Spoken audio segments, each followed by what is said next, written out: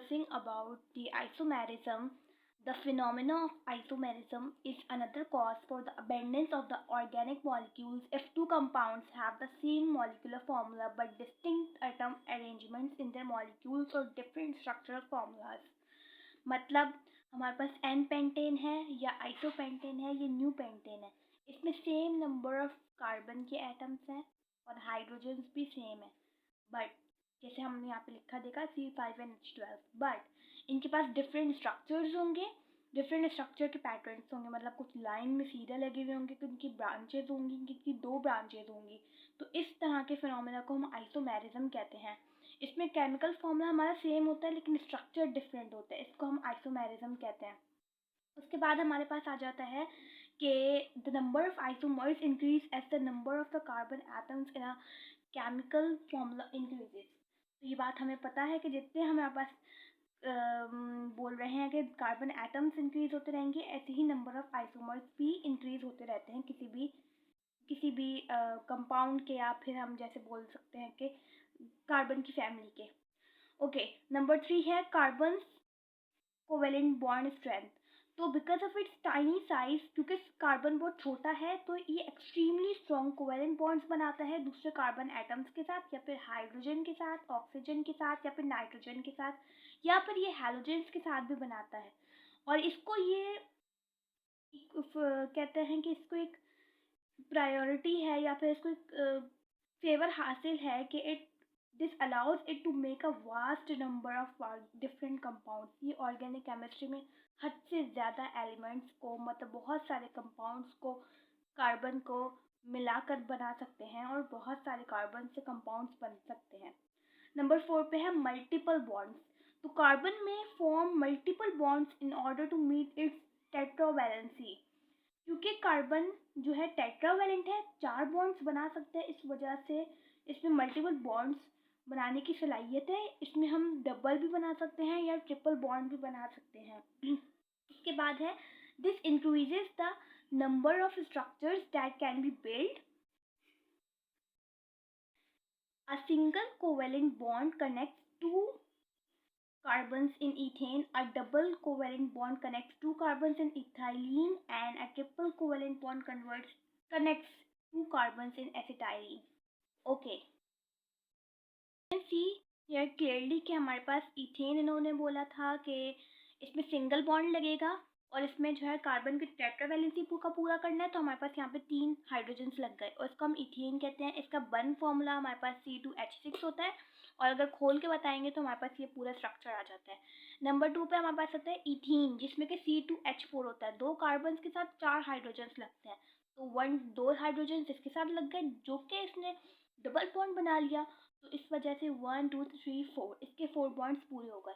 इसके साथ हम एक और बॉन्ड नहीं लगा सकते क्योंकि वो 5 बॉन्ड्स हो जाएंगे और इस तरह से स्ट्रक्चर पॉसिबल नहीं हो सकता। अब हमारे पास सबसे आखिरी है इथाइलिन, एंड इसका हमारे पास वो होता है फॉर्मूला, या फिर हम इसको बन इस तरह से लिखते हैं C2H2। इसमें हमारे पास एक हाइड्रोजन यहाँ लग गया, एक हाइड्रोजन यहाँ लग गया, एंड यहाँ पे हमारे पास कार्बन के साथ 3 बॉन्ड्स बना रहा है। तो इसमें ये बोल रहे हैं कि कार्बन के पास एक तरह से एक और फ़ायदा हम कह सकते हैं, एक फेवर हासिल है कि ये अपने साथ 2 भी बना सकता है बॉन्ड, 1 बना सकता है और 3 बॉन्ड्स बना सकता है। तो ये बात की गई है हमारे पास इसमें।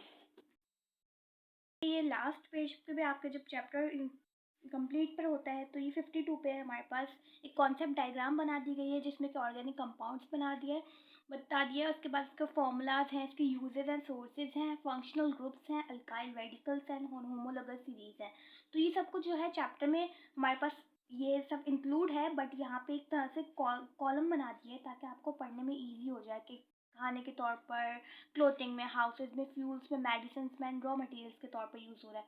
इसके molecular structure, condensed electronic formulas क्या है, फिर ये सोर्सेज क्या है, एनिमल्स में यूज़ हो रहा है से आ रहा है, प्रोटीन से आ रहा है, फैट्स में आ रहा है, तो सिंथेसिस इन लेबॉरेटरीज है। उसके बाद life plants, carbohydrates and proteins and oils, मतलब जहाँ जहाँ से ये सोर्सेज हैं इसके ऑर्गेनिक कंपाउंड्स की।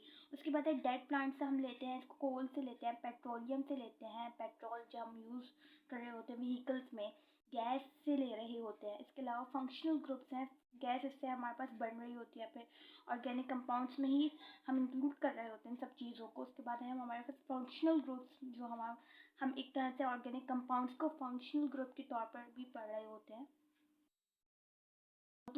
how to named it, how to mentioned it in a specific way, ये सब चीज़ें हम इसमें ऑर्गेनिक कंपाउंड्स के फंक्शनल ग्रुप्स में पढ़ रहे होते हैं। फिर अल्काइल रेडिकल्स हैं, फिर होमोलोगस सीरीज हैं, जिस तरह से कार्बन की सीरीज चल रही है, वो कार्बन 1 है, कार्बन 2 है, कार्बन 3 के साथ कितने हाइड्रोजन्स हैं, कार्बन 4 के साथ कितने हाइड्रोजन्स हैं, कार्बन 5 के साथ कितने हाइड्रोजन्स हैं। इसमें हमारे पास कंटेनिंग कार्बन के साथ हाइड्रोजन है और ऑक्सीजन है। इसमें हमारे पास कार्बन के साथ हाइड्रोजन है, नाइट्रोजन है, तो हमारे पास जब कार्बन हाइड्रोजन ऑक्सीजन आएगा तो अल्कोहल्स का ग्रुप पढ़ेंगे, ईथर का पढ़ेंगे, कीटोन का पढ़ेंगे, कार्बोक्सिलिक एसिड पढ़ेंगे एंड एस्टर पढ़ेंगे। अगर तो हमारे पास नाइट्रोजन का ग्रुप आ जाता है, तो नाइट्रोजन का ग्रुप आ जाता है तो कार्बन हाइड्रोजन एंड नाइट्रोजन के साथ हम अमाइंस को पढ़ते हैं, primary secondary and tertiary amines को। उसके बाद जब हमारे पास कार्बन हाइड्रोजन एंड हैलोजेन्स आ जाते हैं तो हमारे पास अल्काइल हैलाइड्स आ जाएंगे। इसमें primary alkyl halides, secondary alkyl halides and tertiary alkyl halides को हम पढ़ते हैं। इसकी सब डिफरेंट ब्रांचेस हैं ऑर्गेनिक केमिस्ट्री की, मतलब कितना हमने ऑर्गेनिक कंपाउंड्स के बारे में पढ़ना है इसमें ही बताया जा रहा है। इसके बाद है containing double and triple bonds. अगर तो डबल बॉन्ड्स आते हैं तो हम उसको अल्कीन के नाम से, एक फैमिली है पूरी उसमें पढ़ते हैं। अगर तो ट्रिपल बॉन्ड आता है तो हम अल्काइन के नाम से एक फैमिली है उसको पढ़ते हैं।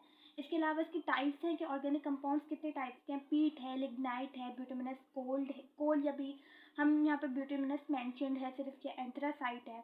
तो प्रोडक्ट्स में हमारे पास कोल गैस आ जाता है, अमोनिकल लिकर आ जाता है, एंड कोल तार एंड कोक। तो ये सब हमारे पास कॉन्सेप्ट डायग्राम है जो कि हमें एक तरह से पढ़ने में एक शॉर्ट नोट्स के तौर पर हम बना लेते हैं कि हमने क्या क्या पढ़ना है। तो इट इज़ ऑल्सो इम्पॉर्टेंट, आप चाहें तो इसको देख लीजिएगा।